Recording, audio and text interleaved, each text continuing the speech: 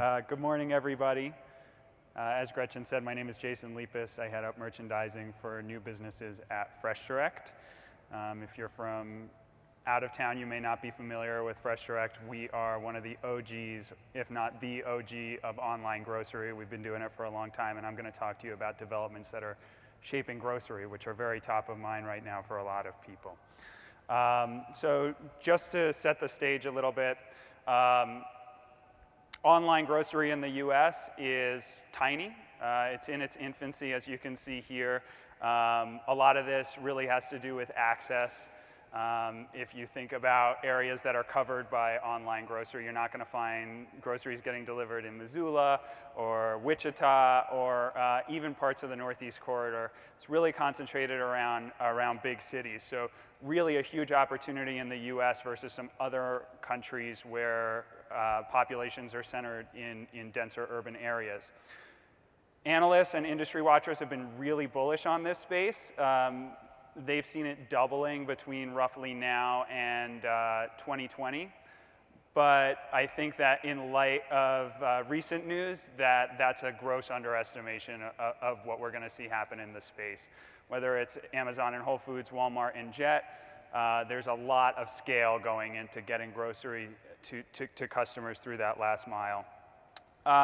What I'm going to talk about is kind of where I see things going from where I sit. As I mentioned, FreshDirect, been around for a while, serving 7 states, order tonight for tomorrow. More recently, I worked on launching FoodKick, which is a different business that's really responding to a lot of the changes that we're seeing going on that are really driven by, the advanced capitalist imperatives, which would be to make it easier for customers to buy things and to make us as businesses run more efficiently. So in thinking about one of the big friction points of eating and getting food,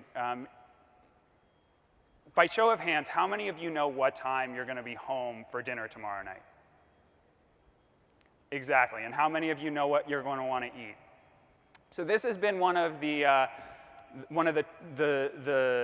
evolutions that's been needed in e-commerce grocery, where there's really a need for non-planners. About 2/3 of the market isn't really thinking about what they're going to be eating until the day of.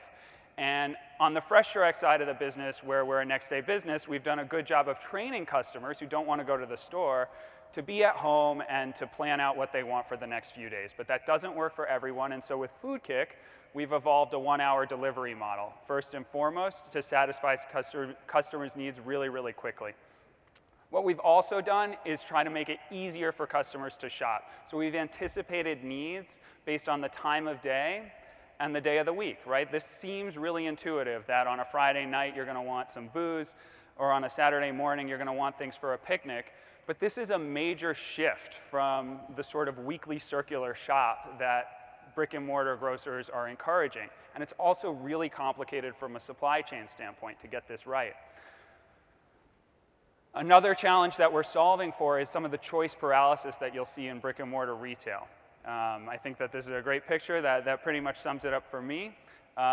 If you're like me, you can spend 15 minutes looking at nutrition facts panels or ingredients or customer reviews and go down that rabbit hole and not pull the trigger.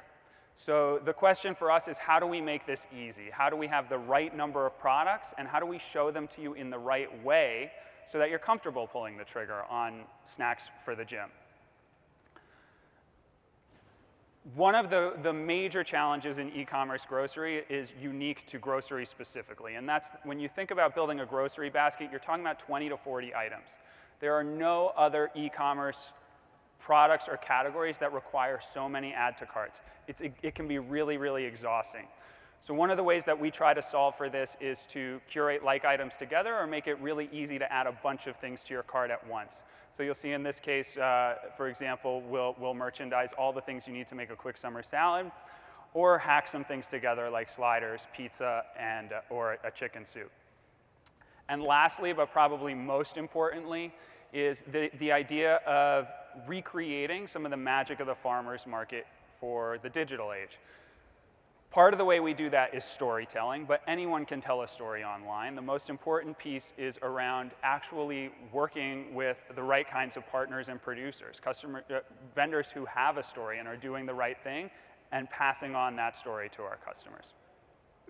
So I've talked a little bit about how we're trying to simplify things for the customer. On the business side, we have to do a lot of things differently. So a radically different grocery model requires a totally different infrastructure. These are dark stores. These are basically grocery stores with no shoppers in them. And they're laid out to make picking, packing, and delivery as fast as it can be while keeping food as fresh as it can be. We've also, because we're an on-demand business, had to respond by creating capacity for demand on demand. What that means is we need ways to deal with peaks.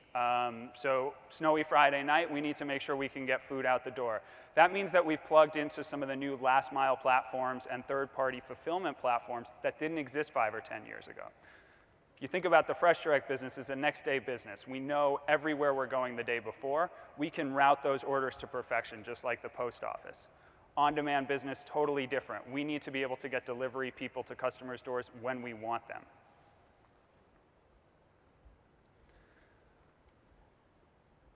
Local food is really important to customers. It's also a big advantage for businesses. Local products are, because they don't have to travel as far, are almost always fresher, almost always cheaper. And because we can get them faster, we can carry less inventory and risk less waste. So it's really good business for us, and this is actually really something that will continue to develop in a big and meaningful way. And I would be remiss if I didn't talk about automation and AI and the way that we leverage it in our business. Everything from putting like products next to each other so that pickers don't have to travel as far, predicting what kinds of things customers are going to buy based on the day of the week and weather, and routing smarter, for example, so we can get places faster and cheaper. So what do these sort of catalysts mean for the industry more generally? I think first and foremost, this idea of simplicity for the customer has really been consumed by what I'll call the platforms, the customer platforms, the Amazons and the Grubhubs of the world. This is a major development because we have millions of products being put together that can be bought very, very easily. And what that does is that allows brands to access customers in a way that they never could have in the past. Small brands can now actually access the same customer bases that big brands could. This is a major, major shift. Grocery is also a huge prize within this. There's no other category that's bought as frequently. None. So the platform, retailer, or channel that gets this right is going to win that audience. One of the things this introduces into the food space, which has been asked in the past but never in such a significant way, is the age-old question of, is it the content or the distribution that wins? Is it the brand or the retailer or the platform? Is a large CPG going to be able to strong-arm a large platform? Is P&G and Amazon, you know, those kinds of questions. And I think it's going to take a while to see what that is, but I do believe that this actually still is a really, if not a golden age, still a great time to be a mom and pop. I think that what's cool will continue to be driven by what's scarce. And no one is going to build a brand by starting as mainstream. It's going to be important to be scarce, unknown, smaller, get discovered, and then go big. Talked a little bit about how FoodKick has adapted its model to serve customers better. If you think about what all of this new online grocery and last mile means, it's going to mean that there are going to be major changes in infrastructure and uses of real estate. Dark restaurants and dark stores, like what I described, will undoubtedly start replacing brick and mortar retailers and brick and mortar restaurants that you're used to seeing in cities. Distribution centers will continue to open up close to major urban centers so that they can deliver a huge variety of products really, really quickly. Dining is going to take a real reimagining. We're going to see more meals consumed at home. We already see that. Restaurant spending just surpassed grocery spending for the first time ever this year. We're going to continue to see that as more diners can get food at home. They're going to be taking advantage of it. But what that means is that I see an opportunity for brick and mortar to respond. In the same way that a distribution center allows customers to access a huge variety of products, I do see food halls and large-scale dining environments allowing customers to access a variety of cuisines and kitchens and flavors in person in a way that they'll never be able to accomplish online. Autonomous vehicles and the continued scale that we're seeing in last mile will continue to drive down costs of doing delivery, and that really means that this change is here to stay.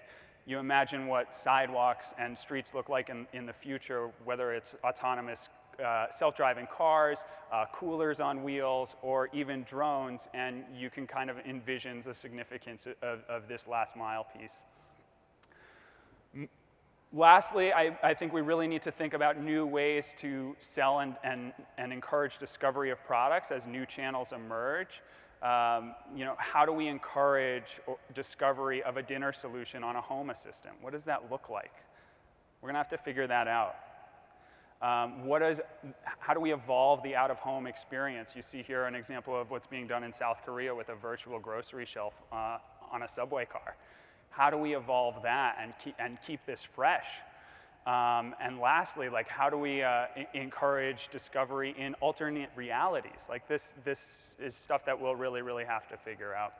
I think that through some of what I've shared, I've conveyed some of how we're thinking about adapting our business to some of these changes, but what I want to leave you with is really the question or imperative that we really keep things fresh in this new time, because there is just a lot going on that makes it really important to continue to innovate against this stuff. Thank you.